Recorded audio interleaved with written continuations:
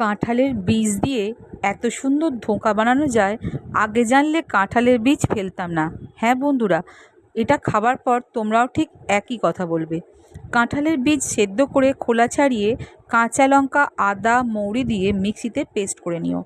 এবার কড়াইতে সর্ষের তেল গরম করে জিরে, শুকনো লঙ্কা, তেজপাতা ও গোটা গরম মশলা ফোড়ন দিয়ে মিষ্টি গন্ধ বেরোলে কাঁঠালের বীজের পেস্টটা দিয়ে ভালো করে ভাজতে হবে। এতে দিয়ে দিতে হবে পরিমাণ মতো নুন, হলুদ ও চিনি। ভাজতে ভাজতে খানিকটা শুকনো হয়ে এলে, একদম শুকনো করো না, খানিকটা শুকনো হয়ে এলে একটা থালায় তেল ব্রাশ করে ওই ভাজা পেস্টটা ঢেলে নিয়ে সেট করে নিতে দাও। এবার খুন্তির সাহায্যে মোটামুটি চৌকো করে নাও। ঠান্ডা হলে ছুরিতে তেল মাখিয়ে ওই চৌকো শেপটাকে পিস পিস করে কেটে নিতে হবে। এবার ওই পিসটা তুলে তেলে ভেজে নিতে হবে, সর্ষের তেলে। ধোঁকা ভাজা কমপ্লিট। এটা তোমরা ডাল ভাতের সাথে ধোঁকা ভাজাও খেতে পারো।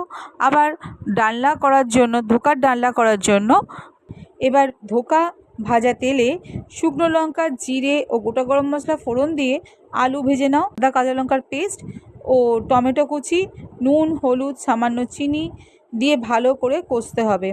কষতে কষতে তেল ছাড়লে পরিমাণ মতো জল দিতে হবে। ফুটে উঠলে আলু সেদ্ধ হয়ে গেলে গরম মশলা ছড়িয়ে পিস করা ধোঁকার উপর ঢেলে দিতে হবে। ধোঁকা দিয়ে ফোটাবেন না, এতে ধোঁকা